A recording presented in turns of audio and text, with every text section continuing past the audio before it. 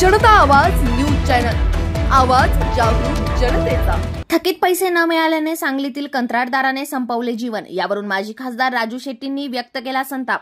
ठेकेदारांच्या आत्महत्येला मुख्यमंत्री देवेंद्र फडणवीस, उपमुख्यमंत्री एकनाथ शिंदे, उपमुख्यमंत्री अजित पवार जबाबदार। या मंत्र्यांनी त्यांची संपत्ती तारण ठेवून कर्ज काढावे आणि ठेकेदारांची बिले भागवावी, असे माजी खासदार राजू शेट्टी म्हणालेत। जल जीवन मिशन सुरू झाल्यापासून आज तागायत महाराष्ट्रातला एकही प्रकल्प पूर्ण झालेला नाही आहे। मुख्यमंत्री देवेंद्र फडणवीस, एकनाथराव शिंदे, अजितदादा पवार या तिघांनी मिळून महाराष्ट्रामध्ये जल जीवन मिशन खाली एकूण किती प्रकल्प मंजूर झाले आणि पूर्ण किती झाले आणि कामाची सध्याची स्थिती काय आहे याची एक श्वेतपत्रिका काढावी। दूध का दूध, पाणी का पाणी झाल्याशिवाय राहणार नाही। तांदुळवाडी तालुका वाळवा जिल्हा सांगली येथील हर्षल पाटील या तरुण युवा ठेकेदारानं आत्महत्या केली। याचं कारण हेच आहे। हे जे गावागावातले सुशिक्षित बेरोजगार ज्यांना नोकऱ्या मिळत नाहीत म्हणून मोठ्या आशेनं अशा प्रकारची कामं घेतात, त्यांच्या आयुष्याची वाताहत अशा पद्धतीनं झाली आहे। देवेंद्रजी, एकनाथजी आणि अजितदादा तुम्ही तिघांनी मिळून या हर्षल पाटीलच्या पत्नीचं कुंकू पुसलेलं आहे आणि असे अजून किती हर्षल पाटील होणार आहेत मला माहित नाही, पण याचं पाप तुम्हाला लागणार आहे लक्षात ठेवा। कारण ह्या साऱ्या तरुण पोरांना त्यांचा बळी तुम्ही घेता। जरा तरी काहीतरी मनाची नाही जनाची लाज वाटली पाहिजे।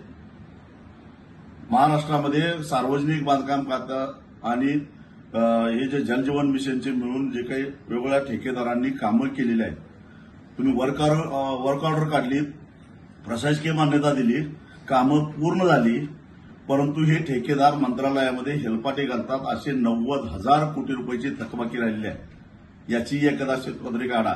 अरे तुमच्याकडे पैसे नाही म्हणता, मग शक्तीपीठ महामार्ग जो कुणालाच नको आहे, कमिशनसाठी टक्केवारीसाठी तुम्ही त्यातल्या 50,000 कोटीचा मलिदा मिळावा म्हणून तुम्ही महाराष्ट्राच्या जनतेवर लादतात। 12 जिल्ह्यातल्या 55,000 शेतकऱ्यांना देशीतोडल्या लावतात। सांगली, कोल्हापूर जिल्ह्यातला महापुरामध्ये लोटायचा प्रयत्न करतात।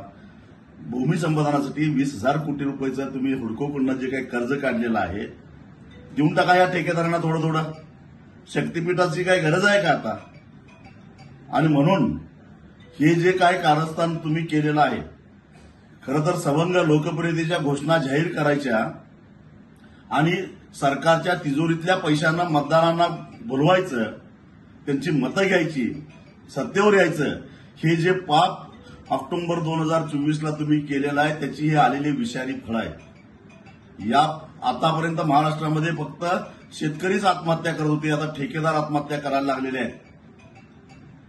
जे काही दोन्ही उपमुख्यमंत्री आणि मुख्यमंत्र्यांनी तुम्ही अमाप माया कमावलाय मला माहिती आहे। तुमच्या वैयक्तिक मालमत्तेवर कर्ज काढा आणि ठेकेदारांचे पैसे भागवा। अरे 35 वर्षाचा तरुण पोरगा तुमच्याकडे खेटे घालून घालून खाजगी सावकाराचं व्याज देऊन देऊन दमला।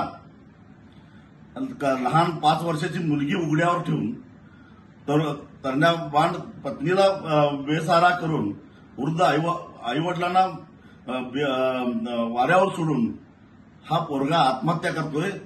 जरा तरी तुमच्या हृदयाला पाजर फुटत नाही काय? आणि असे अजून किती हर्षल पाटलांचा तुम्ही बळी घेणार आहात? अजितदादा, एकनाथराव शिंदे आणि देवेंद्र फडणवीस, महाराष्ट्राला याचं तुम्हाला उत्तर द्यावं लागेल। जनता आवाज न्यूज चॅनल, आवाज जागरूक जनतेचा।